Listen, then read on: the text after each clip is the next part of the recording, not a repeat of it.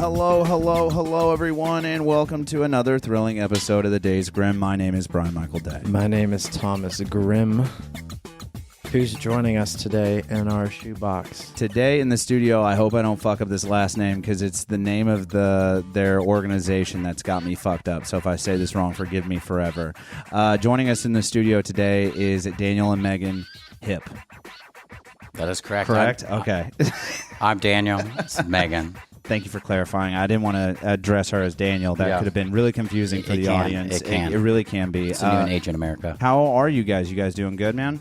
Life's up big time. Hell yeah, dude. Nice. Yeah. I like that for you. Welcome to the super hot and sweaty shoebox that we call the studio that we record in.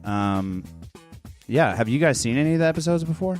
Yeah, I've watched a few. Yeah? We like Okay. to play it in the office and at the track. Yes. Have you subjected Megan to this unfortunate thing that we call a podcast? A little bit. She was interested. Okay. You know, after we talked about coming on, she had to do some digging. Okay. Well, I apologize for anything we may have said that offended you, especially during the comedy cachets, because they get wild. But that is comedy cachets are. Those are recommended just to specific groups of people. and those are the people that have a lot of Military history, God bless you. God bless you, or confliction in general. You know what I mean? That's where or you need mental to be. issues. So in In today, the first little bit, we like to get like a elevator picture, like who you guys are and what you do. So like you just came from Hilltop, like a West Side specialty. So Oh, like yeah. some dude at the Hell bar sits up next to you guys and he's like, "What do you guys do?" Okay, so me and Megan, we moved around a little bit for 10 years. We just got back to Gibson County, and we had this little crazy idea for a while. Let's open up a motocross track. You know, there's not one around here. Kids get wild, and from a business point of view, if you have to drive 2 to 3 hours from where we're sitting in order to get to a big professional track, there's a big market for it. let me stop you there real quick, and then I'll have you continue on. But what do you mean by big professional track? Can you define that for those of us who aren't, like, you're not into motocross. I'm not into motocross. My dad and family is really big into it, and so like I know that like if you want to go take like your Banshee or like a like a decent 4-wheeler out and ride it around a track, there's nowhere, like you said, within like a 3-hour area. They would take like full day trips to Illinois, Kentucky to go and like full on ride their shit, and then come back and you have to wash it all, and it's like a whole late process. Thank you for interjecting. But back to my question: what is a big motocross track? Like, define big. Like, what's technically considered large, or you know what I mean? So, you know, Let's start with this. How long is your track? so our track is 1.1 miles long. Okay. Right now, we call it in stage 2, it's 50 foot wide. I think the things that really separate like a backyard track to a facility that's trying to bring bigger and better things in is the size of our jumps, the time that we take into making sure landings, the flow, the rhythm is set up for riders to actually come out and train. Okay. And all the time and preparation that we put into getting everything ready. Like, we'll dump 8,000 gallons of water in a day just preparing this so that our riders have optimal everything on the track to train. Damn, dude, California fucking hates you, bro. Dude, you can't buy a bottle of water for less than a damn. You got to like refinance your house for a bottle of water in California. I'm serious, dude. Yeah, How many we've gallons? loved those. Like, we'll put 7 to 8,000 out a day easy.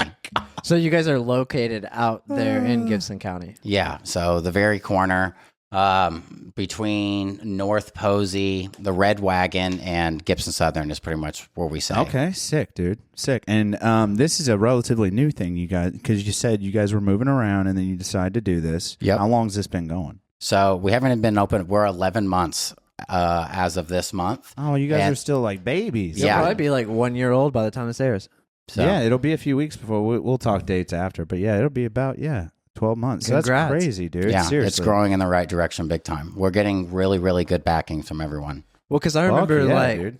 growing up, like we'd come down and like it would be our dad's weekend, and there's nowhere to ride. Like you had to know somebody. Like we knew the Engelbretts that had the Engelbretts orchard, so we got to ride dirt bikes all through the orchard. But it was like only that you had to. There was no like. Yeah, it's pretty tragic. There is really nowhere to like open up You know what I mean? Yeah, unless you live in, Posey County, you can ride on the roads if you're lucky. Yeah, but then still, I don't know. That's pretty crazy, dude. We love South Gibson. No zoning. It's a fantastic area to live. Nice, dude. So plug to Gibson County. I don't know who the mayor is, but you guys are crushing it. Doing it right. Yeah, county commissioners, no zoning. We love you. Oh yeah, dude! Shout out to that dude or gal. That is sick. So there's really nowhere to ride. Is there an indoor or somewhere where you can ride indoor? There's got to be near Evansville, right? The nearest place from here is to go to Greenville, Kentucky for the Southern Kentucky Indoor Series. Dylan Cox, shout out to you, awesome dude. Okay. So that's their whole I guess the only indoor series you can do. Damn, dude, that is fucking wild.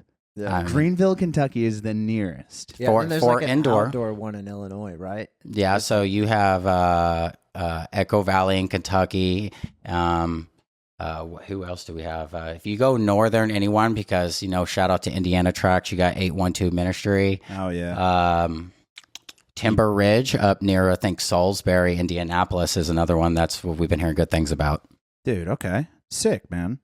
But yeah, still, everything is like 2 to 3 hours away. That is so unfortunate. Jesus, It's an amazing sport. I'm telling you, there's nothing better than to see a little 8-year-old on a 50 senior or 65cc, and they're going off a double, shooting at 75 foot off the back end, and you're just like blown away at what these kids can do these days.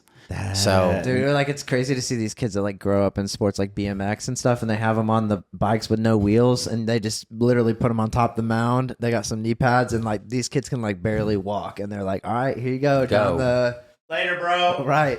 Yeah. Good luck, dude. Say hi to Jesus. It's absolutely amazing. I mean, it's my favorite thing to watch. That's so gnarly. And in Gibson County, they're growing the kids strong. Yeah, dude, corn-fed for sure. It's a lot of cornbread and fried chicken, and yeah, I like that. I'm a big fan, big proponent of that for sure. I grew up in Mount Vernon, so I respect it, dude. Well, before we get too crazy, yeah, you said you guys had seen episodes before, right? Yes, I've been excited. Maybe not so much. Not so much, but yeah. Have you witnessed a death of the week? Yes. Okay, we're about to. So I was looking up my own, thinking about ideas to bring for suggestions, but I didn't bring it. Son of a bitch. Well, we there got are a few different options. The death of the week. All right, here we go. This week's Death of the Week brought to you by pnj.com. That is Pensacola News Journal. Looks like this took place on, give me some zoom action. Thank you, sir. August 19, 2024 at 9:31 a.m. CT was when this was written. A photo of James Fox immediately following his first race win in 2005.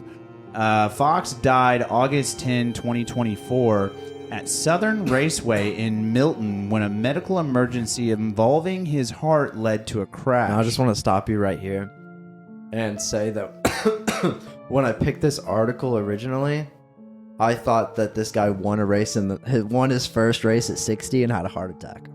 Just wanted to. Is there more to the article? There or is more to this the it? article, but I just want to state that I only read this far and assumed that this man won a first race at 60 years old. It's pretty leading, but RIP to James Fox. Yeah, dude. Shout out to this guy, and also scroll back up to that picture, dude. Love a good dirt track race.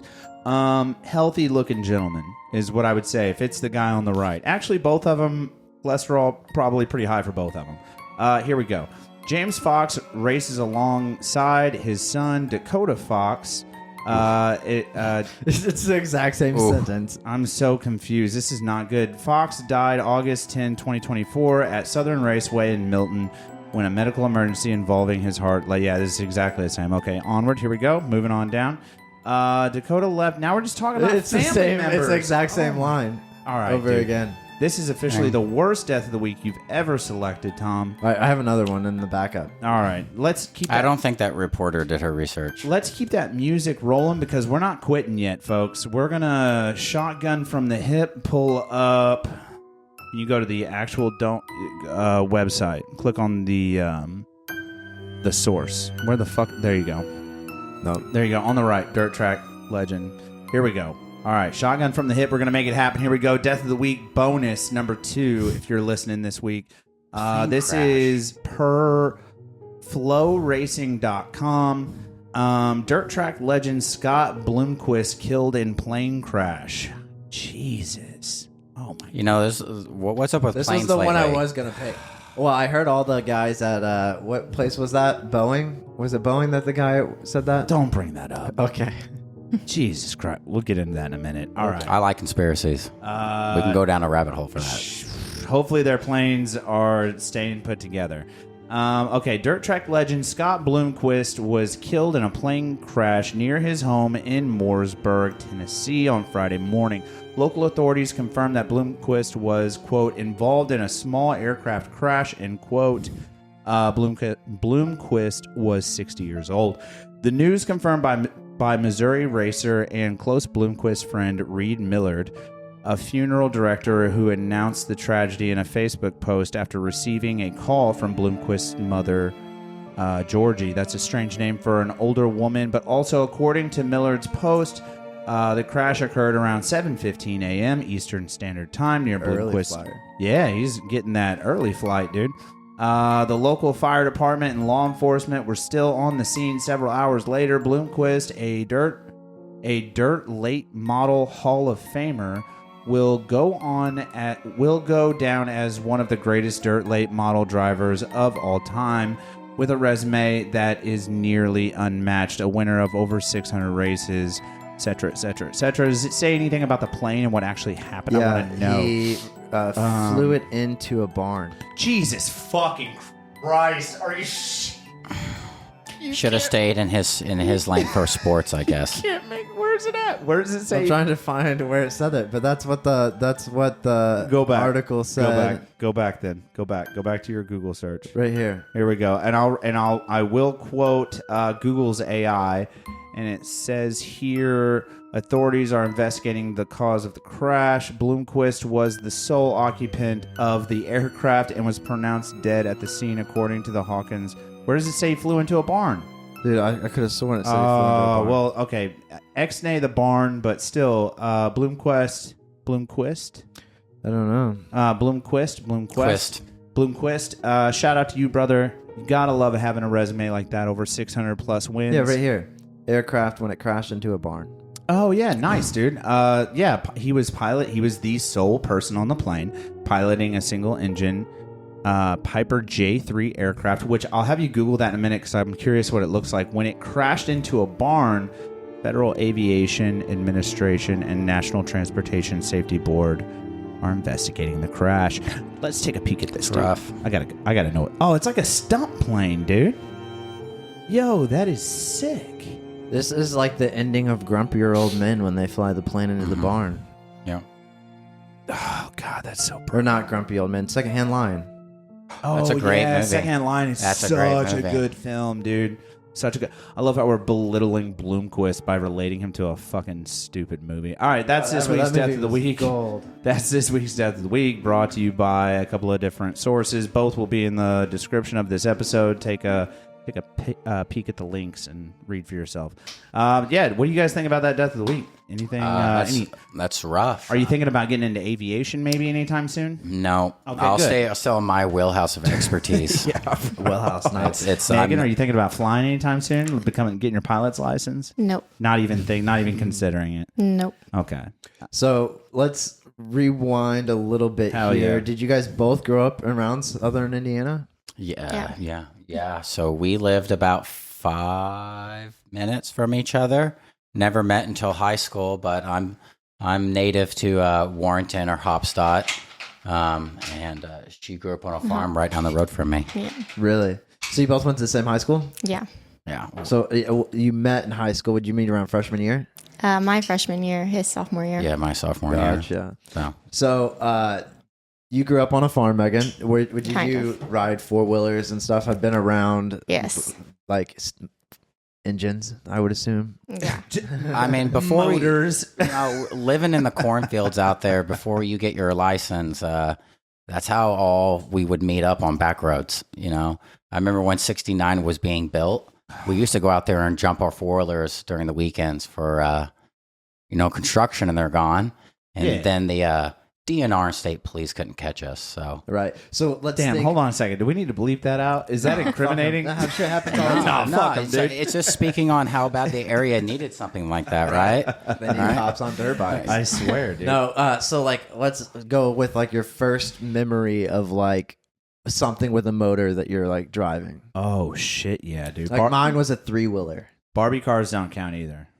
True. Never got true one motor. of those. Combustion engine motor. I'm just gonna say it's been in my blood. My dad raced 3-wheelers growing up, Oh yeah. and shout out to my old man. He's still with us Yes, he is. after the 3-wheelers. Yes, after the 3-wheelers. Gee, those things So- were murder machines, dude. Him and his 3 best friends all pitched into a bike and would travel together. And it was every third race they got a ride, race go around. And remember him telling me Oh, stories. the 3 guys were all invested. using the one bike. One bike. They were invested. They were a team. They would travel and go Shit. things. Were they all good racers?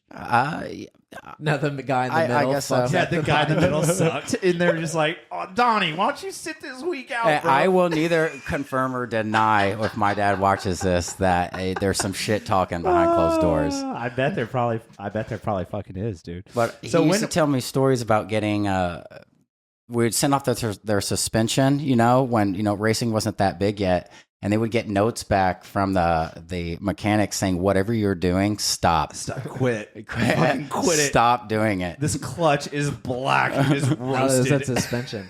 But no, Oh, so my like bad. I guess you grew up around the track if your dad was into racing. Actually, no, that's a complete opposite. So, no dirt bikes for me at all growing up. He kept me on 4-wheelers. That's the safest bet. I mean, you can still like kill yourself on a 4-wheeler for sure. Yeah, but the dirt bike's way more fun. I mean, Oh, I'm not going to say one or the other for both because I absolutely love them both. But I think I really, really fell in love with motocross once me and her left South Gibson. But yeah, it's always been our blood. Let's stop there and go back to like what was high You school like. didn't even well, let Megan answer. she's yeah. What was that's your actually first good. motor A experience? 4-wheeler. 4-wheeler? Yep. And then I ruined that one.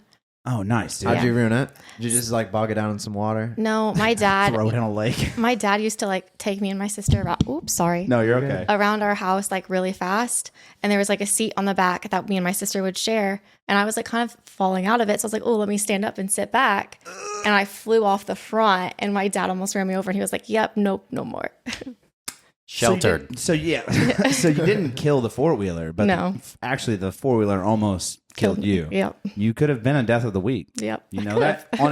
In an alternate universe somewhere right now, this podcast is happening with 2 totally different people, and you are the death of the Oh, week. I want gosh. you to know. 9-year-old child ran over by a 4-wheeler after Yep. standing up. But that kind of stuff does happen. Just like dads get a little cocky. Like my fiance, they were talking about like her dad used to hill climb and like Yeah. that shit rolled or whatever, and they were both It, like like, came traumatized. back Yeah, on and them? for a long time they never rode in a vehicle. My like that first again. go-kart flipping was because my dad was driving. Hey, I have a question. That's actually funny you mentioned that. Weight distribution. Well, okay, maybe I mentioned it. I want to mention it now. Yeah, let's get into physics. No, well, hill climbing. That's interesting. That because I actually almost died on a 4-wheeler myself. Tiny little shitty like Honda. I don't know. It was like a 253. Like we would putt around Dogtown, if you're familiar. We would just putt around Dogtown on it. Like it was just kind of a trash 4-wheeler. I don't know. But like I was down in these bottoms or whatever, and I'd gone down this hill going in, and unfortunately I found out the only way out was back up that hill that I had gone in Down. on. And I was like, oh fuck, this is gonna suck, dude.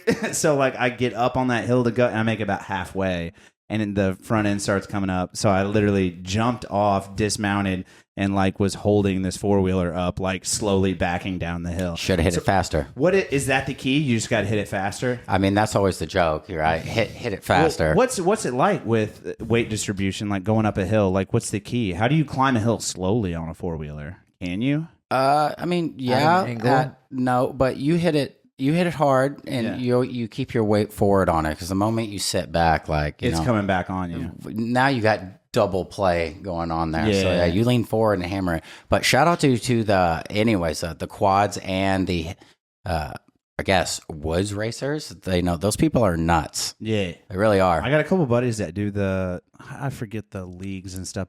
Trail racing's scary. Yeah. They do the trails. I saw my first dead guy at a motocross. Fuck yeah, bro. Yeah. Damn, dude, we got to find that death of the week. I forgot about it until today. Bro, I was like, remind me. I was like, give me a brief synopsis again of like what tonight's about. Achievement unlocked, and he was like dude. motocross, and then he left, and I was like, oh shit. My dad took me to a motocross thing, and some dude was on those like concrete entrance level things, and some dude was drunk and fell off the top and like hit his head on the ground. And I just remembered that today. Wasn't even a ride. Alcohol and motocross don't mix. Right. Yeah. Wasn't even in the ride. But like people do get seriously fucked up doing All some right, of this sorry, stuff. I derailed your question. You want to go back to high school? Let's start at high school. Well, I just wanted to know Yeah. what was high school like for you guys? Like did you guys play sports? Like what was the thing to do for you? Do you want to take that one or you want me to take that? We're not sports people. Okay. I'm not good at ball sports. All right. I did wrestling, and once my dad found out that was my niche, it stayed my niche. Okay. So, I cheered, and then freshman year I quit. So nice, dude. Nice. Yeah. Okay. Well, wrestling's a wild sphere of like you got to drink water, you got to watch weight, you got to the trash bag. It was serious. Yeah. I mean, I'm not a big dude, and I cut weight hard in wrestling for high school. How big were you in high school? I did like a 103, 112, 132. And then by my senior year, I was just over it, and I was brainwashed to join the Marine Corps. So nice. Dude. that was the rest of my life right there. Nice, dude. And you were just like, Crayola crowns from now Yes. on, dude. Yeah, okay. I ate the glue. So what was that like after high school? What did you guys do? Were you guys dating? Did you guys date in high school? yeah, all throughout high school, and then a cool, kind of a cool, not cool story. We broke up because he was going to go off and join. I was going to go off and fight. He's gonna carry the boat. And then he got hit on his motorcycle and went through a windshield, and he called me to come to the hospital. Yeah, I got hit. Yeah, whoever hit me with your Tahoe leaving Owensville Middle School, thank you. You never met the guy? Well, it was some lady pulled out of the school, and she didn't see me and hit me with a Tahoe. Ouch. Dude, that sucks. So was it was it a dirt bike or was it a street No, bike? see, I was 18 and had a crotch rocket, but to hide it. What was this, like a Gixxer 1000 or something? No. It was a 250. It was a Ninja 250, but my parents didn't know about it. I bought a storage unit. Fuck. I bought a You didn't do anything like this in school? No, I never bought a motorcycle and didn't tell my parents because I was wanted to live. 18 and I bought a storage unit. Some lady let me buy it, and it was just big enough to fit the crotch rocket in it. And then I would park my truck, my little baby blue 82 S10. Oh, all right, yeah. all right. Oh, yeah, It won the girl. It won the girl. Did it have the little back seats? No. The little No. Okay. No. It was automatic extended cab, baby blue, and my dad mounted a deer head bobblehead to the center. that someone stole off. Yeah, that someone ripped my head off my deer. Fuck yeah, bro. But I would park that truck there and then get on my crotch rocket, ride it to school, and then park it back in the storage unit and then go home in my truck. So my first car we bought when I had just turned 15, and it was like a 5.0 Fox body Mustang that somebody was taking to like the drag strip here in Chandler. Fuck yeah, dude. And I lived in Indy at the time, so like, but my mom and stepdad both left before school started. So I would pick up my friends without a license, without the car plated and insured. And I would pick my friends up and we would drive to school. And then we'd be back home before my parents and them were home too. So we would always do that shit. Yo, you guys were some fucking hooligans, dude. I probably owe my stepmom Judy an apology. She gave me her little 4-door Corolla and let me take it to school sometimes. And that's how I met her. And it had an e-brake. Oh, yeah. I'll get it. You should never give a 16-year-old an e-brake with vehicle. An e-brake up here? No. I'm going to yank that fucker out of the floor, dude. I did. Dude, what's so funny too is like, I feel like some people, they hear like I kind of grew up in Indy, but like I had some fuck shit. Like I had a Dodge Dakota that the fuel pump was going out on, so we took like you would hit the fuel pump to get it to work, and I never replaced it. So like one day it officially shit out, and it was a stick, so we would try pushing it and starting it. And Oh, it couldn't push start, work. yeah. It didn't work. So I beat the shit out of this truck with a shovel in the parking lot, essentially all over and stuff. And then we got it to work. With a shovel. Yeah, after I beat the fuck out of this truck all over, not even where the fuel pump is. And then somebody called the cops. It was After I got it running, the cops showed up. It was probably like your fucking throttle body or something. I just had to show the cop that it was my truck and that there was no broken glass. Like I didn't hit the glass. And he was like, "Oh, all right." As long as you're vandalizing your own vehicle. And then like another time after that, I got pulled over, and the cop was like, "So you're going like 25 over, you know?" But he's like, "I gotta ask you about this last instance you had with the cops, where like you." Says you were like hit the shit out of your own vehicle with a shovel, and I like told the cop the story, and he was like, "Good story. I'm gonna let you go." Like I got out of a speeding ticket for it, but yeah, that guy didn't make that up. Yeah, respect, brother. No, dude, you guys were fucking ape shit, dude. I had a Pontiac Grand Am 4-door. It was nice, dude. It was fucking sick. Nah. So the wreck stopped you from going into the Marines? No, it delayed it. But, I was brainwashed by that point. Shout out to my recruiter. Awesome job. 10 out of 10. Yep.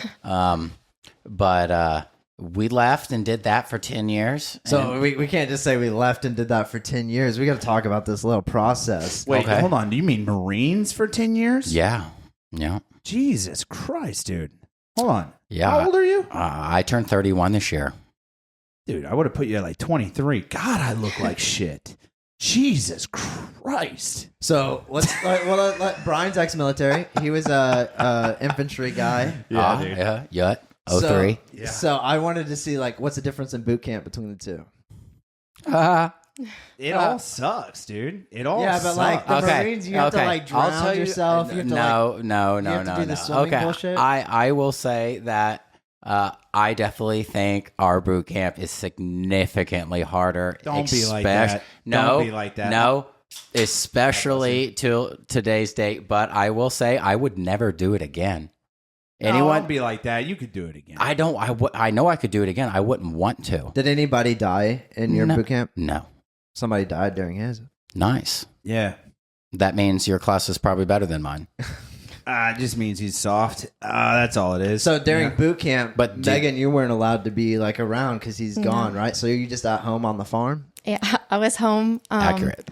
writing him letters, which they actually held from him to like mentally like mess with him. Oh, for a long I got time. dicked with. That's sick, dude. Yeah, that's like fucking the nice. one thing they say that I forget who it was, but it's like if they find out that that's the thing, they're gonna like use it as like a screwdriver point, and that's the one thing they're gonna hammer in Dude, on. mine drill sergeants knew I fucking hated my family. And Yeah? They were like, dude, we're going to write letters as your mom for you. Good. Dude, I got agree letters with that. That's AI before AI. It was great. Dude. It was great. Shout out to my drill sergeants. They were fire. What happens after boot camp?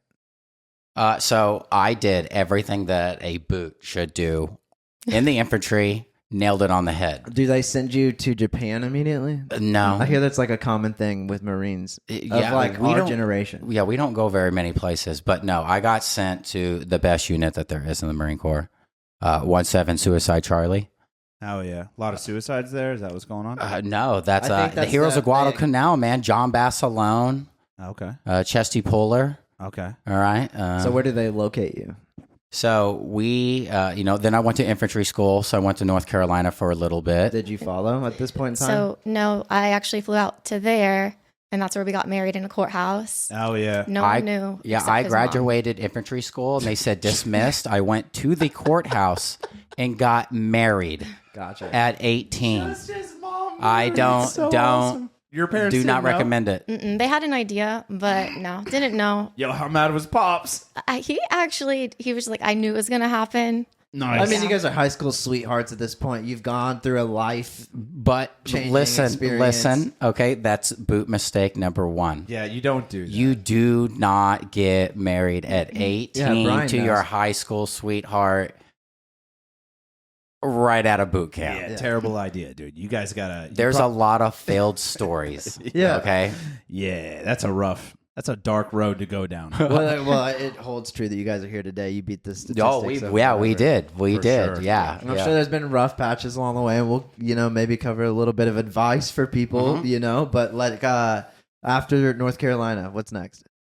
How long are you there? I don't remember. It's like 6 months for infantry school, something like that. So I got picked to be a machine gunner. Shout out to Weapons Platoon. All right. yeah, hardest dicks Oh, in yeah, the dude. infantry. What'd you carry? The Ford 249? Blue Chip? 240.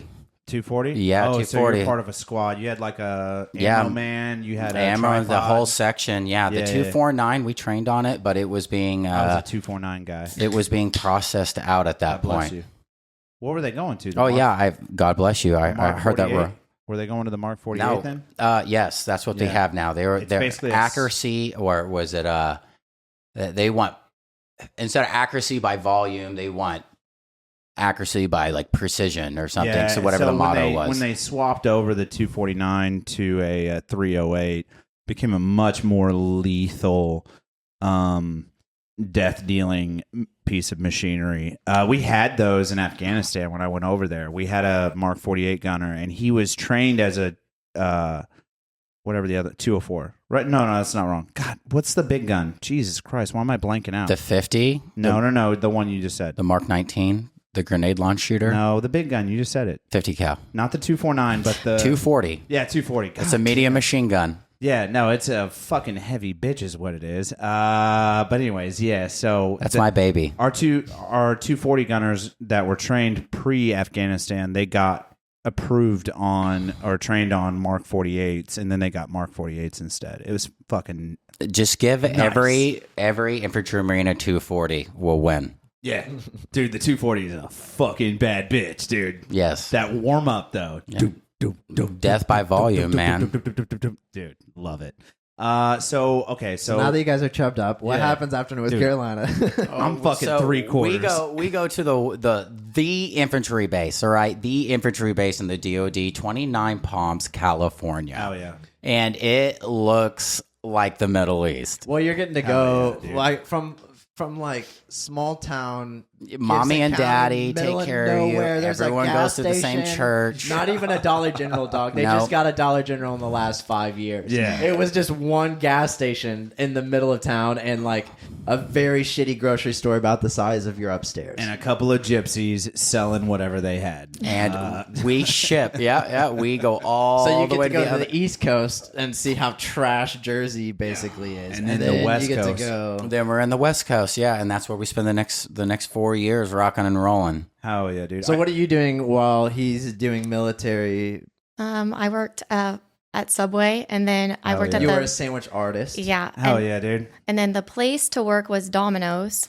It was the Nice. busiest one in America at the time, Fuck yeah. and we had dude. little golf carts, so we just went around on base on the golf carts, and I would bring She home made like bank. $350 to Fuck $500 yeah. a night. Yeah, because dude, soldiers are so fucking dumb. You They should don't- see how much pizza a multiple regiments of infantry Marines eat. and they don't understand. Like, we were not smart enough then to understand how much an American dollar actually was. We were just like, I got a free place to live. Wow, throw a stack at it. I'm getting you know what I paid mean? 24 hours yeah, a day. it didn't matter, dude. We were Dude, so fucking stupid. The infantry's a frat. Yeah, it fucking is, dude. God Bunch damn. of koalas. I've seen so many beeholes. But short of that, short of that though, so you go with him out to the West Coast. Have you been to a town called Barstow, California? Yes. Yeah, that place is a shithole, isn't it? Yeah. Okay. Moreover, what was the town that this base was in that you were talking about? 29 Palms. What's the town's name though? Like, what's the nearest city to you? Joshua Tree. Joshua Tree. Well, no, I wouldn't even say Well, I mean, it's the best known place. big Joshua Tree, Palm No, just Springs. like Fort Bliss is El 29. Paso. No, literally 29 Palms is literally the town. Oh, and no then it's shit. called. I don't even remember what that base is actually. What do you 29 call Palms is somebody 29. from 29ians. I don't know. I got another question though. if so, your significant other's in military, right? And you're in California, can you legally smoke weed? Almost No. for Weed, sure. weed right? was not legal in California at that time. Oh, okay. What year is this? 2015. 14? Well, no, Well, weed was- I didn't get there till 15. 15. Yeah, weed was legal in 2015. In 15? California. Yeah, I think it for was I don't sure. remember it. just changing, I think. But still, even then, you probably couldn't bring it on base. It's something you do. Oh, on base. absolutely not. No. No, yeah. No drugs. Gate guards will fuck your day. Yeah. Were there any- no shout outs to PMO. No respect. Were there any gangs on your base? Say again. Were there any gangs on your base? Gangs? Yeah. I mean, no. We had an MP on, so we normally Where was he at? every now Louisiana? and then. I don't remember where. No, he's in Texas, I believe. It's Army problems. Fort Hood. No, it's Fort Hood, bro. Oh, You've Fort heard of Hood, crazy. Dude, they have gangs at Fort Hood. Yeah, people keep dying. Like at their fucking their dorms. God damn. Barracks, at their barracks, dudes are literally like flying colors out of their barracks windows. The year we moved, there was a murder. Fuck yeah. Yeah. That's so hot. It was They between, made a movie about it. Yeah, they did. It was between Sicario? No. No. I don't know what that is. But it was two couples and they were cheating, and then one found out because she got pregnant, and then the one she was cheating with killed Wait, her. is that the one that got dumped in the well? Yeah.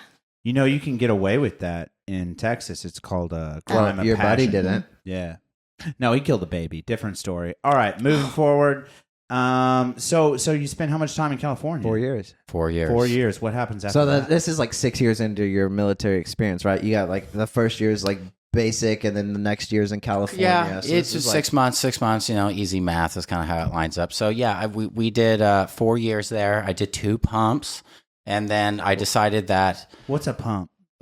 deployment. Oh, to where? So I did 2 pumps in the Middle East. We got to bounce around, but we were part of the tactical recovery of air personnel, a trap unit. Okay. So when our pilots would go into Iraq to fertilize the country, I like that. we would be there to pick them up. We were. And you had to stay in California while he's out on deployment. Yeah, I stayed in California. Gotcha. So when you go to the Middle East, so you fly into like Kuwait?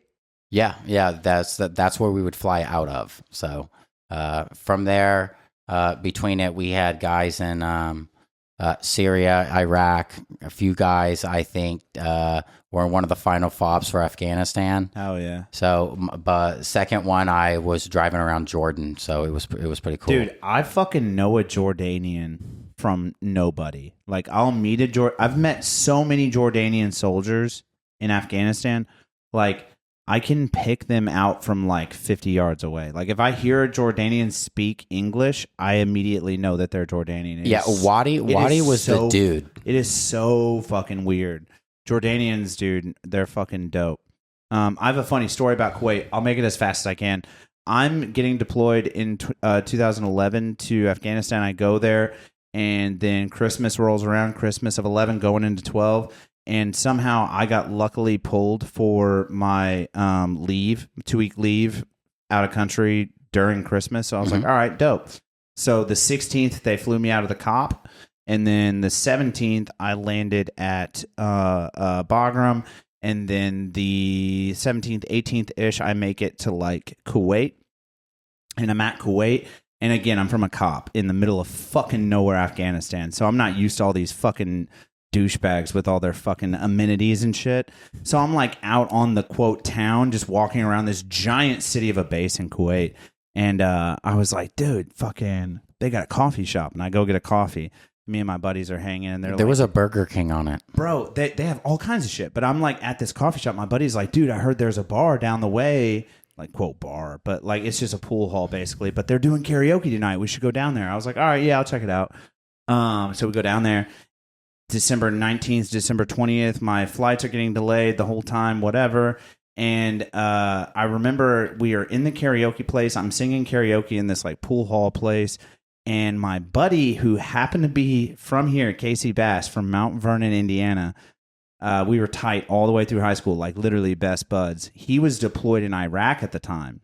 And he was driving through Kuwait on whatever. I don't fucking know. Some supply bullshit or whatever. But he, also infantryman 11 Bravo, was at Kuwait at the same time as me and in the pool hall the same time as me. And he still tells the story. I heard your dumbass fucking singing karaoke from like outside of the place. So I walked in and I was like, that's my fucking dumbass friend Brian. And Tent City out there was a blast. Met up with my buddy from my hometown in the middle of fucking nowhere on the other side of the earth. You know, it's so weird. Well, I was going to say, like, what was your experience like being on, like, another culture? Was it, like, culture shock? I mean, like, you still have some, like, American stuff, but is it, like, what was It's different. It's 100% different. Over Have you been back since you've left the military? Like, I know some people go to, like, sand duning out there in, like, Dubai and stuff like that. Have you ever thought about...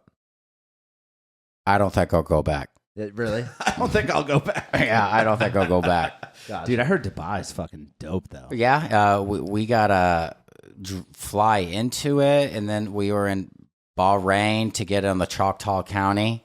Yeah. Yeah, We're but gonna that go. was probably before Dubai was like Dubai as we know it now. No, it looked nice, and yeah, I was in a bus, and the bus went quick, and we didn't get let out a lot. Okay. Yeah. They don't let. When they send us someplace, we kind of get logged down. Go in, get out. Yeah, I mean, I always feel like they always talk about this thin-grained line to keep infantrymen. They purposely keep us uncomfortable to a degree so that we can't get complacent. So, no matter where you get sent, there's a little bit of like, damn, this sucks. Gotcha. Yeah. So you do 2 pumps. What happens next? Re-enlist. I tell her that, this is my life. I love this shit. And, I was indoctrinated. Yeah. I bled the blood. Yeah.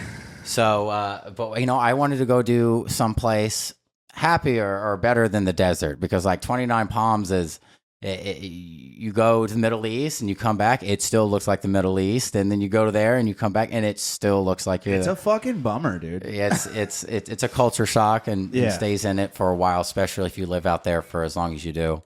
But we go to Hawaii. No shit. You went Schofield? Schofield Barracks? Kaneohe. Kaneohe, MCBH, Marine Corps Base, Hawaii. Are there multiple bases in Hawaii? All of them. There's one for each branch Island. there. Is there Are you one for each shitting me? island? You or- have Schofield. No, all on the same and island. then you have K Bay, which is Marines, and then the Air Force and then the No one entire cares. airport. Yeah, no one cares. But they're there. So what do Of you course do? they're there. Of course they're there. dude. What do you do, Megan? You get to Hawaii. I actually had recently found out I was pregnant. So Yeah, dude. to our first Congrats. baby girl. Shit, yeah, yeah, dude. so I went pregnant. He had to leave the first moment we got there for like, I don't know, it was a while. Like he had to come home at night, but he was gone all day, and I was stuck in a tiny, I got sent to martial arts school for the Marine Corps. Oh, yeah, dude. tiny little hotel room with 3 Karate. dogs. It wasn't fun for like 2 months.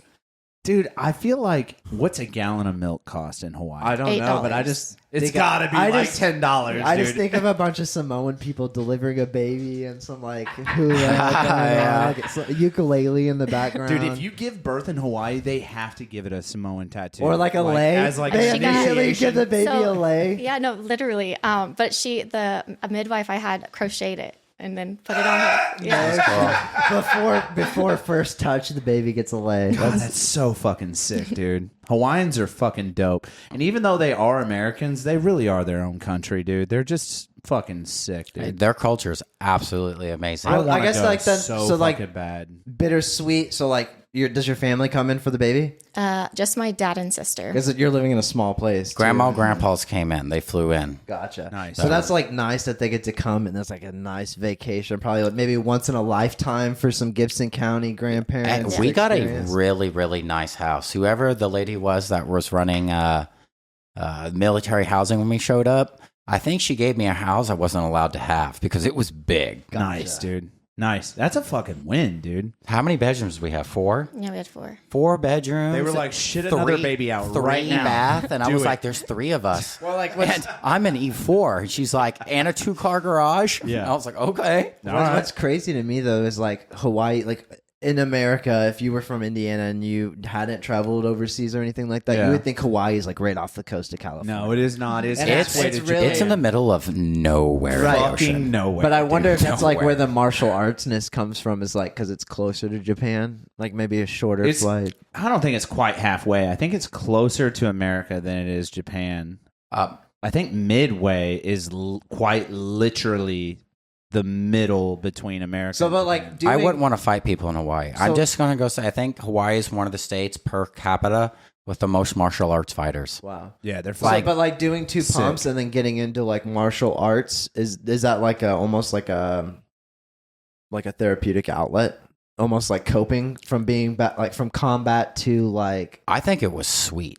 I mean, I like it. You know, it's the infantry. Anything like that, I eat up. So, but the MIC MAP or Marine Corps martial arts program, people make fun of it a lot.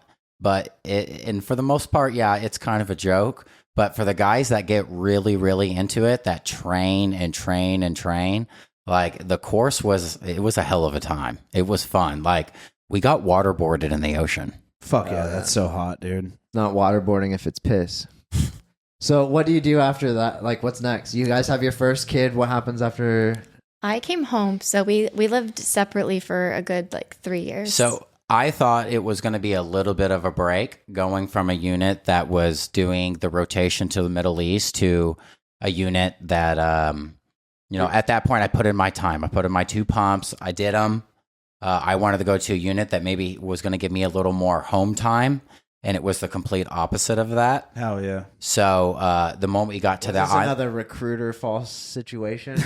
I don't know. They fucking psyched you out, dude. They were like, "Yeah, of course you'll be able to see your you child." can learn to play ukulele, dude. We're gone so much. We're gone so much. I mean, the moment I get there, it's hey, you're going to martial arts school, and I was just gone, and she was living in a hotel. And to put it in perspective, he deployed 2 weeks after I had my daughter. 2 weeks. So I was like, and then I was gone for 6 weeks of the 6 months of the pregnancy. So I have seen like this much of my daughter's life for the first 4 years. And then so what? That's can you gay, dude. Yeah, but that's gay. How many different places did you go in that 4 years? If you say again, how many different places did you go in that time? So I did 2 more in Hawaii, both to Okinawa, Japan. So I did about 14. Is that a pump? So for 1-3, yes, that's considered a deployment. Is going to sit in Japan. That's a vacation. But you go to Korea too. Yeah, right? they did go to Korea. Yeah, it was super cool. All right, Japan's a fucking vacation, dude. But yes, it is. I'm not saying that it's not. How But sick was Japan, dude? I had a blast out there. So yeah. my Drink some best sake? friend from 1-7 ended up getting stationed there. Hell yeah. Like station. So Hell yeah. instead of being trapped on base, he would come pick me up and we would go do fun shit. Yeah, just gang shit, dude. Out in the streets. K-Town, man. But over there, did you get to try any weird food? Like my uncle went over there for Toyota. Shout out to Toyota. Yeah, and so he was offered like dog, and he was also offered horse meat while he was over there. Like, did you get offered any? I don't remember doing any of that. So I did like some habu sake. You heard of habu sake?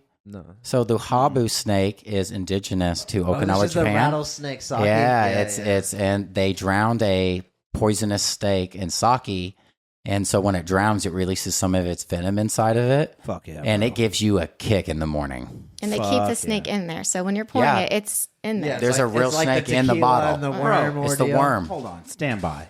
If they fucking take that fucking snake out, I'm pissed. You know what I mean? Well, like if you're pouring me fucking rattlesnake fucking Yeah. sake, dude, that But I snake better wonder- be fucking goddamn in that But like bottle. in Missouri, It is. dude. So like, all right. So I've been just a little side story here. This episode's probably going to be a long one, but I hope you dude, guys we're- don't have anything else We're going on. 48 minutes in. We're good. Cool. So I've been sitting down with my grandpa and recording like his what he knows about our ancestors, about his life and everything like that. I have the equipment and everything. I might as well do it. And so we sat down and did like a 3.5 hour long conversation just about family history and all this stuff. He was talking about how my great grandpa, he flew planes, much like the guy that crashed, in the death of the week. And they went to go to Texas. And so in Missouri right now, they have you can fly in a helicopter and fucking mow down coyotes and shit like that. You know what I mean? My dude, cousin's those are been doing sick, that dude. lately. They do hog hunting in Texas like but that. they also in Texas in this town do a rattlesnake hunt, and these people dude. fly in. It's hard. And they would everybody would kill these rattlesnakes, see who could get the biggest one and shit, and then they would fry them up and cook them and everything. I wonder if you could cook a sake rattlesnake. I mean, yeah. Fuck, why not? I dude? gotta try it now. I gotta go to Japan to eat horse and to. I would go. It's sweet. I don't have anything on that. I was thinking Gotcha. about all right, move on. Yeah, leave me alone. Leave me in my corner. All right, so you finish up all the touring. Yeah. What happens? How do you guys reconnect in this time? You guys are still together, still in communication. Together. We're just living Two separate lives, basically. 2 separate lives, pretty much. And some of the dirt bike riding in Hawaii is beautiful. So you get to because I assume you don't get to connect with dirt bikes until you get to Hawaii. We started in California. No. Gotcha. We started riding the Whose idea was this? His. Okay. Yeah, I was like, we need a hobby. I was like, let's do dirt bikes, and she said yes. And we went out in the desert and we just started riding. So you're both out there riding? Yeah. He thought that the first time I would fall that I would just give up, but we just laid there and laughed, and it was fun. I have kind of a side quest. My dad told me if I crashed ever and I didn't have a broken bone and I didn't get back up on the bike, there was going to be problems. Yeah, Good man. That checks out, dude. Down in El Paso, I got stationed at Fort Bliss, and I had a buddy of mine who him and his wife had that conversation, and they were like, "Well, we got to have a hobby. What are we going to do?" He's like a E5 or an E6, and I'm like a fucking peon E2, E3 at this point.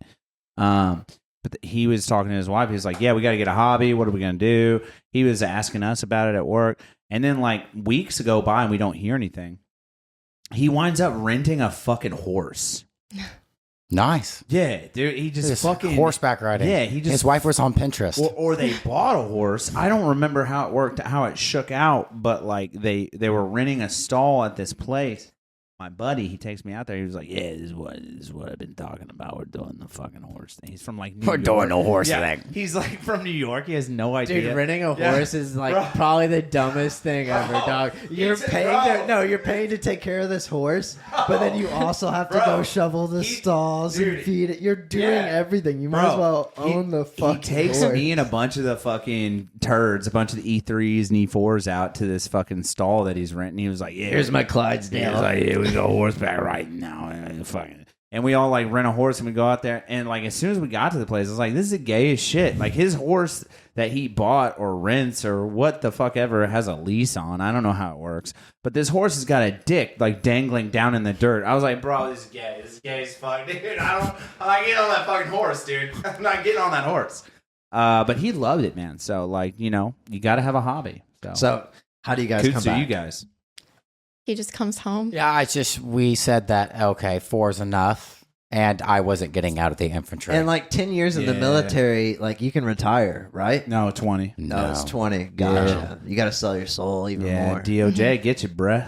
Gotcha. So what's coming back? Like you're nonstop action for 10 years, and then you come back to here, Gibson? Yeah, we come back home. So we bought, I guess where Whipp Motocross is now, we bought that in 2019. Who, what? And how big? What's the... We're at like 15 acres is a house and 15 acres. And we just, it was just farmland. So she moved back home. We did that. I finished. I got out. Moved back home. Moving back home was not fun. I didn't transition. I didn't transition very quick. Work was a little rough to find. Like what direction? What did I want to do? He was working night shift at Toyota when he first got back. Yeah, I had to go back to the plant. It was just easy, right? Yeah, and it's close, and it's right now there. it's night shift and it ain't fun. Yeah, and you're on night shift till somebody on the better shift quits, and you can maybe fill that place. But, then we just, that's about a year. Just do that rinse and repeat. We're remodeling our house, fixing it all up. And I tell her that I'm like, hey, I always had an idea to put a motocross track in the area. I was like, we got all this land. Like, let's shoot for it. Let's do it. Like, let's just do it. Let's stop waiting. And we did. And so when you go to do this, do you have any equipment, or are you using farm family equipment? Like, no. So we reached out to someone, Crystal Excavation, is Joey, and he's one of our sponsors for the track. But he grew up racing quads, like seriously, traveling all over the place, do it. So he was loving the sport. So I had him over. And he shows up. He was like, all right, Daniel, well, like, how big do you want to make this place? I'm like, all of it. And he's like, what do you mean all of it? I'm like, all of it. Yeah, where this we're little standing, fenced-in part that's my backyard, all of my it. backyard, and the so rest. He drops in a 15-acre motocross track for me.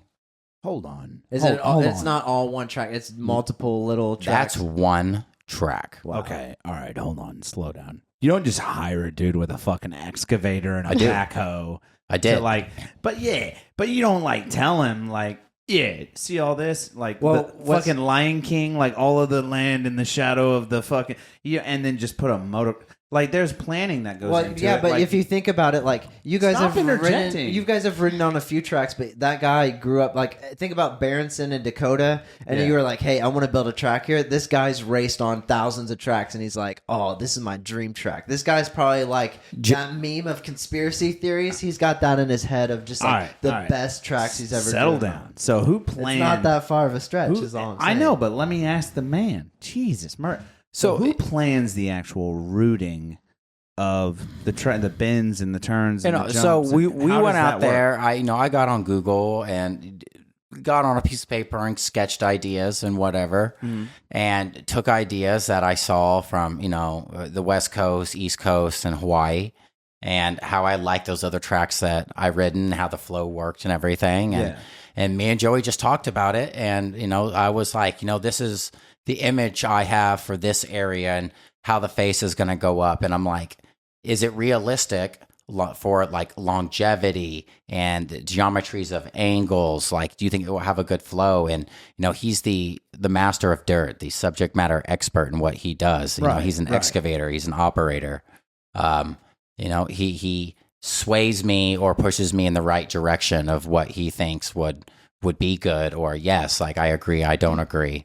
So I got a dirt question here. Oh Christ! No, this is very important. Yes, it is. It's very important. So, like, to me, you can't just till up that farmland and take dirt and everything like that. So you're bringing in dirt, right? So we are an all natural sand track, which is extremely rare and very unique to us. That's one reason that we don't get rained out. We're open longer than any other track. We don't freeze. And sand, if you're fast in sand, you're fast anywhere. So how do you contain the sand? So it's just bulldozers, a lot of compacting. Obviously, the worst part about having an all natural sand track is that I have to truck in triaxles of clay for jump faces and landings. And then you pack it on top. And then of you sand. pack it on top so that they have hard surfaces to jump off of. So how in many the land on. tons of dirt had to get We're probably over 40 triaxles of just clay, and it's still not done. Oh God! What's a triaxle even carry, dude? I don't know. What is like a dump truck, right? That's what you're talking about when Yeah. you say triaxle. Yeah. So what do like they coal carry? truck? What do they carry? 20,000 pounds? 30,000 pounds? I don't even know. I think. Well, I don't even know off the top of I my got a head. buddy that drives one. Shout out to, or he used to. 60,000 pounds. No, that's 60. with a maximum of 20,000 pounds per axle. Okay. So a lot of dirt. Yeah. Holy fucking nutsack. So raising Jesus. a kid and these loud construction trucks backing up and everything like that, like no problems. No. Yeah. She's No, a really our- chill kid. Our baby's fantastic. Nice, That's dude. dope. And so what are you doing during this time? I was working, and then now I don't anymore. Stay home mom. Trad life. Yeah, she's a trad wife, dude. And my life has increased because of it. Oh yeah, that's a net positive for you. Oh, it is. Yeah. So Sick. you're working with this guy, you're getting the track built. So do you open, like, I assume you're riding it a bit to get the feel of things? No, so in the middle of us deciding to jump off the deep end and do this, I actually sold myself to a new job where I am a project manager. So of Toyota up into production control. Gotcha. So I've Can you at least work remotely? yeah. I mean, shout out to Project management's normally remote. so- Well, it's hybrid remote. I go on site and do whatever I need to do, but it definitely has helped give me the flexibility to maximize my time management so that I can scale this business at the same time as helping scale Toyota. Do they have any beef with you having a side business? No, not at all. It's obviously they come first and everything they do this. All of my energy that I put into Whipp Motocross is my own personal time. So they are, obviously my number one priority. So how long does track building go on before, like, you get to, like, How I assume your buddies and So stuff are getting to try it out. we but, like, started building January of 24. It's something like Yeah, I'm gonna say about January, February. Yeah, I'm gonna say about February or March we started building it of 24, and then we launched the opening day of it May 4th of 2024. good turnout. Yeah, we had over like 380 people that came out to ride. It was a lot. Those were just riders? Yeah, riders and spectators. I bet we had about 140 riders. Oh, damn. Okay. Golly, So, like, boy. At this point, you're a stay-at-home mom, and you're getting to like prep for this stuff. And so, like, I assume, Daniel, your side is like, this is the track, this is the flow of everything, and then Megan, your responsibility is like, all right, like side stuff. Like, are you managing like concession stands? Say your title. Stuff like that. What do you call me? Office manager? Yeah, she's the office manager. I check people in. That's Oh, yeah. pretty much all I do. Yeah. Oh, yeah. But like, you've had to learn business stuff going into it, right? I Yeah. assume that like Toyota, and then like doing like making sure everything's running on time, that like you guys have to hand in hand learn the business side together. Like, what was that process? I worked like? for a bank before, so I don't know. You're very well organized, good at emails, Yeah. good at yeah. Yeah, it's just she's like, we rock and roll. You know, it's just back and forth, but it's she's been fantastic to help scale the place. So in your relationship, is one of you always like in Brian and I's relationship in this business? Whoa! Don't air out our laundry on the podcast. I'm always shooting like for crazy, like far out, like, hey, this is this. He does, dude. No, he fucking does. He's like, dude, I'll honestly. take one of those. Yeah, for sure. No, but Tom, you got to watch him because he will be like, dude, listen to me. Hear me out. I want to buy a warehouse in downtown Chicago. I want to him. hire a guy with fucking flame throwing. Dude, I said, I was like, dude, there's a tank for sale in Tennessee. Like, we dude, could we don't buy have- the tank and do the podcast in a tank. Listen, the Days Grimm does not have tank money. All right, we could though if we did it. And I have a guy that stops me from doing that, so I'm 100% that person. You got a guy? Oh, I have a guy. Yes. You got a guy? Do you want to shout him out or do we? Yeah. Shout out to Jacob Allen. God bless you. Yeah. Jacob Allen. Hell yeah, dude. Yeah. So you're welcome for me keeping you in check. God bless God you. God bless you. Dude. But yeah, no. So that's sick, man. So what are some of the biggest learning curves you had going into like starting this from like, Oh yeah. So you know what I mean? Like business wise, or maybe actually like the physical racing wise, or just in general. What was one of the biggest learning curves you had like starting this? This is a monstrous task. It is. It really is. I don't think when people come out and ride, they understand exactly how much goes on behind the scenes to keep one of these things running like legally and safely and for longevity, because to anyone watching this, Whipp Motocross is going nowhere ever. Well, So- like what? Like, Yo, that's metal as fuck, dude. We ain't leaving. Well, yeah, no, but like I'm thinking like Like, when fuck, you what go was to it? when you go to start a business, you gotta have a lawyer for like waivers. We and then do. You gotta have Yeah. like insurance. Insurance has got to be So crazy. insurance told me to jump. We jumped. So there is no arguing with them at all. But our insurance company who we're going through is honestly they're above and beyond. So I've had less issues running a motocross business than I have trying to deal with State Farm and my household insurance.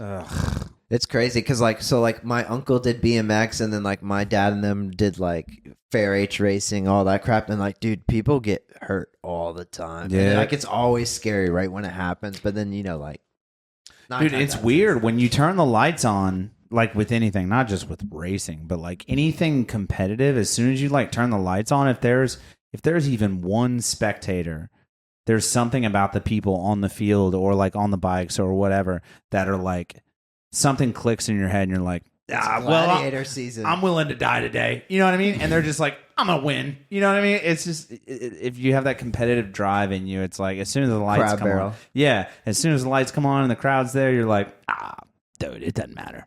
So yeah, You know what I mean? it's So awesome. You gotta be careful because like competition's a but real like thing. track maintenance is a lot too. Like you were just It is. So, being a startup, everyone says, you don't make much in the first 2 years and it's going to be your roughest part. Well, they're very serious about that when they say that. So, it's slow climbing, but we just keep getting better. Like the track's getting better, the facility's getting better.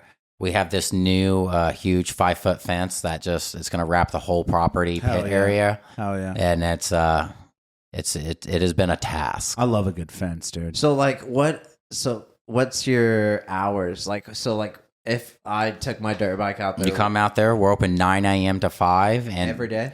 So right now we do Saturday, Sunday. We started in spring break to do Thursday, Friday, Saturday, Sunday. And then that's going to pick back up again in the summer for parents and kids.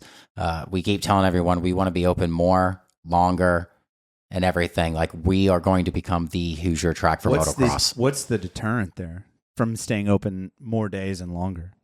People, I assume, having like, people actually show up. Yeah, we put hours and hours, and people call. And I'm sure that if there was a local guy that was training to be professional and they would pay to open the track, like, you guys might let that, like, you could probably work out a deal with somebody if somebody was serious about being there every day and practicing. Yeah, we would very much consider that. So it's all about, we get to the point that we can be open every day. There's no point that I wouldn't open the track five out of 7 days. Is there ever a point, like, I'm thinking like 5-10 years, big picture, I'm shooting for the moon here, like I always do, so, like, I'm thinking, like, you will eventually have, like, a concessions area for people, food, drinks, whatever. Yeah. But, like, will you eventually have, like, a viewing area where you have multiple cameras so, like, a parent can sit in, like, a booth and see their kid as they go throughout the whole track? Yeah. Stadium lights for the track to have night racing, bleachers, RV hookup spots. We're turning 2 of the houses on the property into Airbnbs so that you can come up and rent and stay in the Airbnb and you get free access to the track.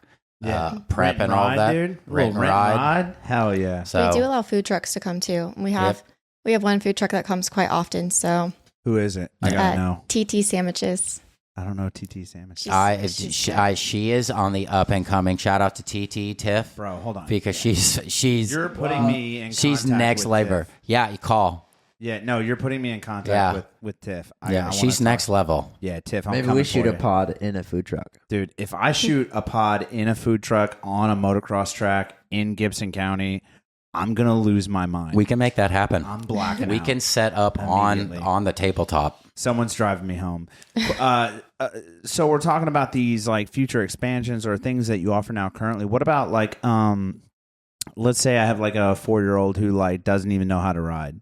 And, like, I don't know how to ride a dirt bike. I can't teach them how to ride a course. I sure as hell can teach them how to, like, roll forward and get going on level ground. But, like, so what about, like, training for youngsters or any age for that matter? Like, do you offer something like that as far as, like, hey, here's how you ride a course? Can you rent a dirt bike? So we're not to that level yet to rent. We've only been open 11 months. Right. Still fairly new. But what if they have their own bike? We do have a trainer that's coming out. So we do have guys that are local, some really, really fast A riders that would be willing to do one-on-one coaching.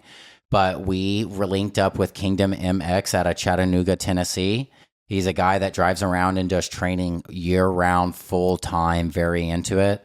And we have him booked for the end of April and to come back in June to train kids. So we want him to keep coming back. Have you been down to like visit him? No, we have not. You need to get him to bring you some Sticky Fingers barbecue sauce. Oh yeah, dude, for sure. I'll ask about him. God. But that's dope that, like, you're bringing in people from outside of the community to help, like, give back to the local community. That shows clearly, like, 300 people there, like, opening weekend is huge. And we had 80 riders last Saturday and 40 on Sunday, and, like, we were busy, right? Like, that's a lot of riders that come up in a weekend, especially for the level that we are and that we're growing. But on the coaching thing is we have riders, the camps coming up, all of that. And yeah, it's cool. That's sick, dude. I'm really pumped on it. What are some things we're talking about, all these, like, hypothetical things, but, like, what are something, like, he mentioned concession stands and cameras and night lights and all that stuff, but, like, what are some other things that we haven't mentioned that you see in the future of this track that you have? Like, what are some aspirations you have for the course or for the track? So we're hoping after the race, we're going to get our starting gate, our official drop steel starting gates down. And then we want to finish stage 3 of the addition, which we're going to take the track from 1.1 to 1.5 miles. Damn. So that we're hoping that's going to be about a 3 to 4 minute lap time for riders. And then we want to take our jump count to like 25, 27.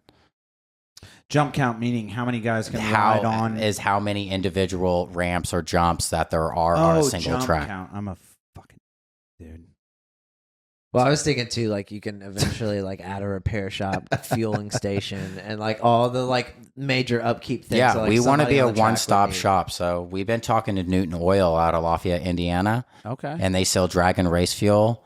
And we conversation's going good. So Side note again, if you visit Lafayette, Indiana, go to Digby's and try the cheese bricks. cheese bricks. They're like the Jesus size of my Christ. fist, and they give you Cheese. like a raspberry dipping sauce. All right. Gotta try it. They'll thank me later. Tighten up. So, anyways, Jesus Christ. what I'm like so sorry. at what point do you get like big enough that like motocross or like some of these bigger tracks are gonna like recognize you, or you think like I definitely think we're going to need to pick up some more. You know, the more land we get, the more we're going to grow. Just tell your neighbors to move out. Be like, listen, man. If I'm gonna any of my demolish your neighbors house. watch this, if you're interested in selling, Whipp Motocross would be interested in what, making is it an a offer. lot of farmland that you can like buy additional land? Yes, eventually. yes. There's a few There you pieces that could open up major windows if we get a hold of them. All right. Let me get their names after this. I got some people out there. Okay. I'll talk to them. No, that's interesting, though. Because I know that like some farmlands like that, if you buy a plot, you can What's- eventually buy a few. What's more. okay, let's talk like real big game. Just totally hypothetical, right? Like if you were going to turn this thing into like a national like racing track, like So legitimately in the circuit racing track. What are some of the lengths of those tracks? Because I know very little about motocross nor supercross. Supercross is obviously more compact, but like because it's in a dome or whatever. But motocross, what is a big motocross? What's a lap time on a big motocross track? Like a professional level, like Reed level. yeah, motocross track. yeah, You know what like I mean? Hayden Deegan, and like you know what- any of the current big names. Yeah. How big are some Everything's of those courses? completely different. You know, you go to Supercross is completely different than outdoors, right? Yeah. Or anything. We talk about, I don't know, 4 to 5 minutes. It can reach out to, or it can be as little as something as they can do 2 minutes a lap time. But you're talking about like top end. For me, my goal, my aspirations is that I want to be the sand qualifier for the AMA and Loretta Lynn's, which is like the amateur national qualifier for dirt bikes, and they do quads and everything. Is there Oh, like a nice. checklist that you have to have, like minimal requirements in order to? It's I don't feel like you can get any higher than that, right? So if you're talking about from a track owner's perspective, besides having being a part of a national, you know, qualifying amateur for motocross, Yeah, like how that- do you get into that? What are the qualifications for that? I guess start shaking the right hands. You know, I'm not too sure. Obviously, the size of your course, your track, what you can offer, the seriousness of your prep and your riders. You know, you got to make sure that the track can be able to pit people. You know, there's bathrooms and stuff. If you get invited to something like that, you're gonna have people that are driving from Florida. You're gonna have to have like running water facilities and like it's a. I believe so. Obviously, I think there's a conversation and give and take from other, but where I want to take Whipp Motocross and where I see it in 10 years, all of that's just a given. Right. Showers, restrooms, hookups, everything. Hell yeah, dude. That's hot. But like But- you've got a good like base though. Like you've got, dude, 1.5 miles. Like when you make the extension, if and when you make the extension, that's fucking It's a good that's crazy. But then that being said, like so long as the maintenance on the actual track is solid, I mean, like what else do you have to do but add infrastructure? Like, hey, That's about it. Besides taking let's care add of a it, little shack over here for showers, and let's put some lodging over Yeah, here. And lighting. let's build a place like a parking place for RVs or whatever. You know what I mean? Yeah. Like I think so long. I think it sounds like you're in the right direction. Do you have their IG pulled up? Do we have some pictures of the track? I'd be curious. Are they on your IG? there's some. Yeah, it's that would Very probably be your best interesting. one.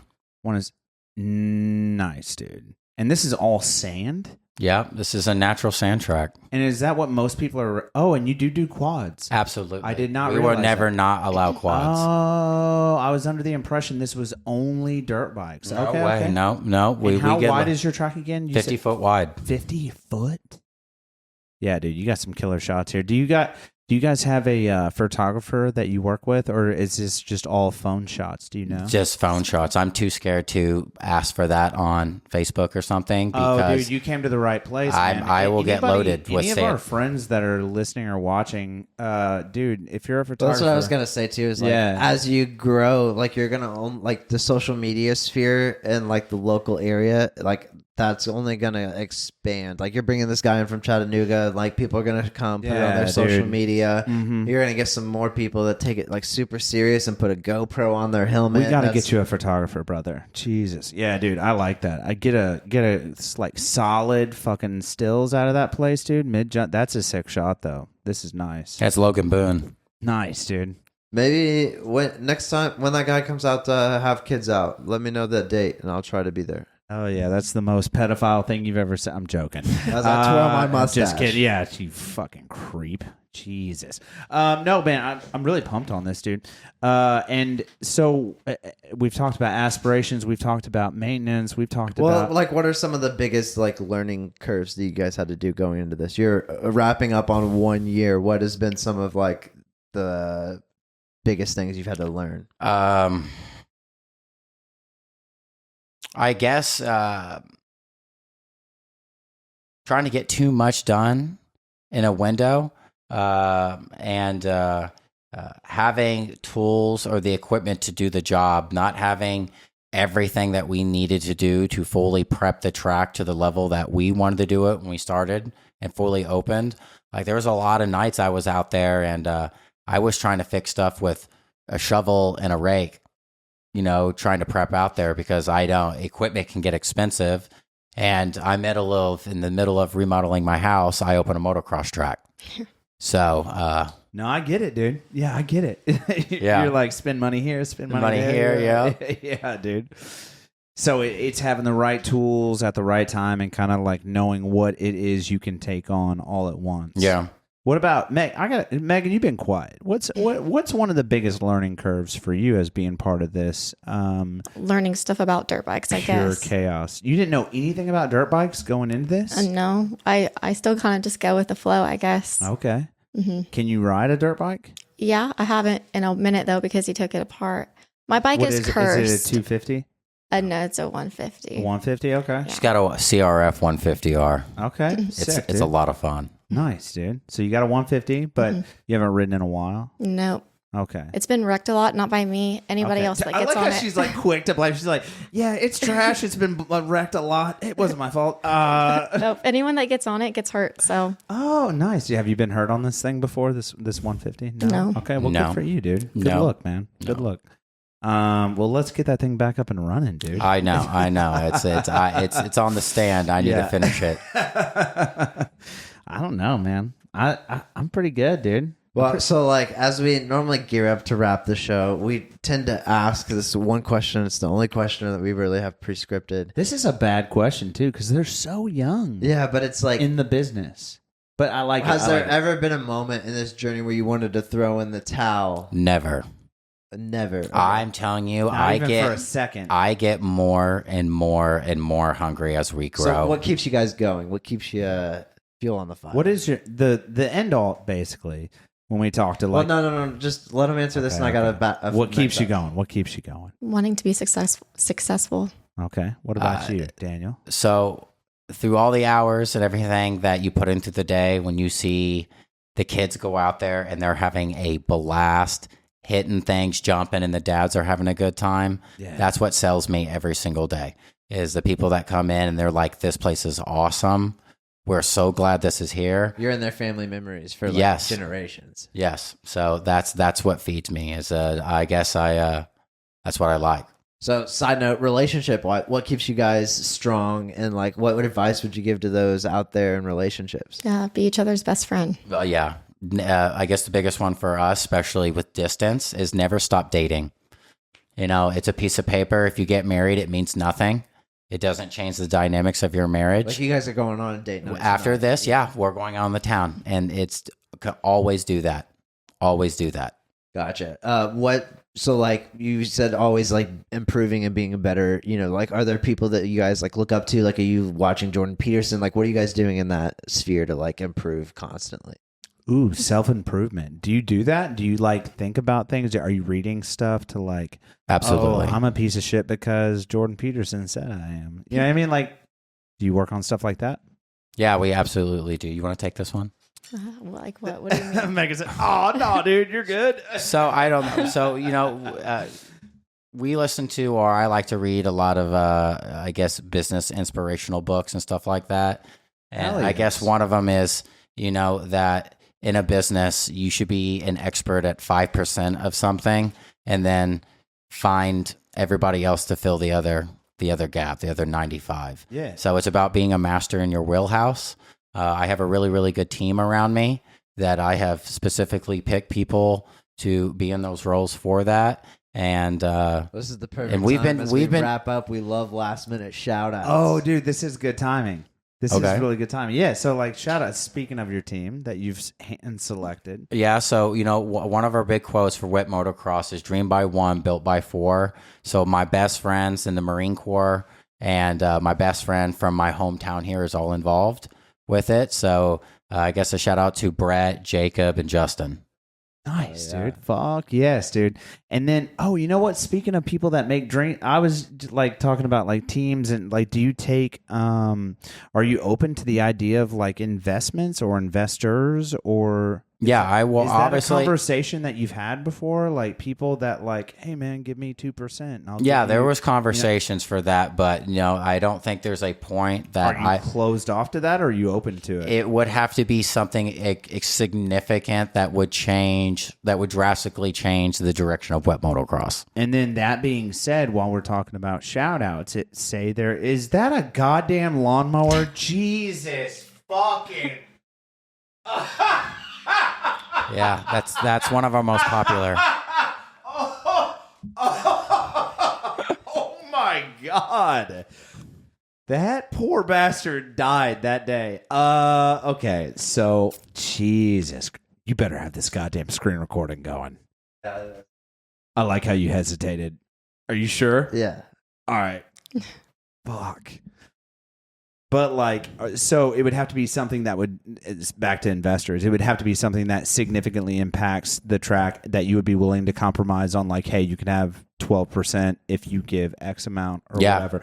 That being said, and speaking of shout outs, near the end of the show, we like to do like upcoming dates and like, but speaking of investors, like say we knew somebody that had like $200,000 laying around and they wanted to just give it to you, but for, you know what I mean?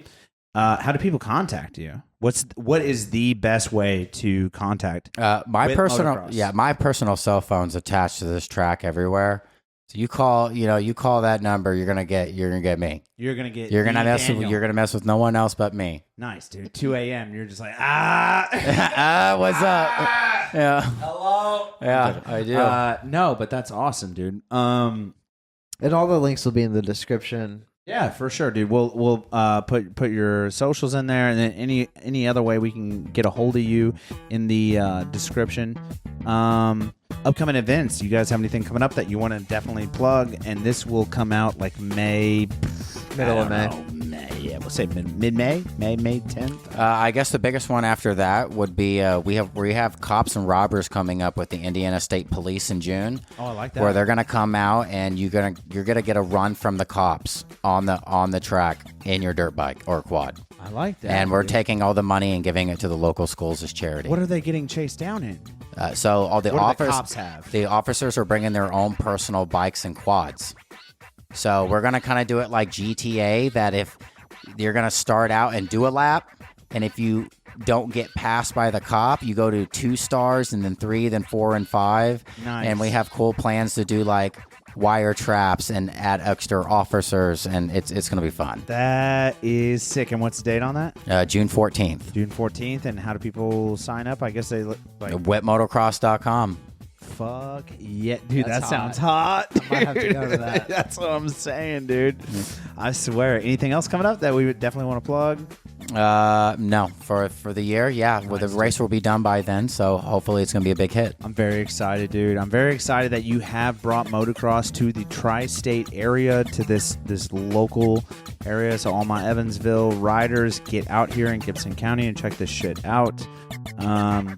yeah, man, I just want to thank you guys for your time, dude. We got you in here on a Saturday, which Enjoy your night on the town. Oh, we will. very, very strange for us. We don't normally record on Saturdays, but, thanks for making it work, Tom. I appreciate you. Thanks for having us out. No, seriously, man, I appreciate both of you very, very much. Pleasure to meet you, Megan. And yeah, this has been another thrilling episode of the Days Grimm. My name is Brian Michael Day. My name is Thomas Grimm, And and you this guys has can been outro yourselves. I'm Daniel Hipp. And I'm Megan Hipp. Thank you guys so much. Thank you. Bye.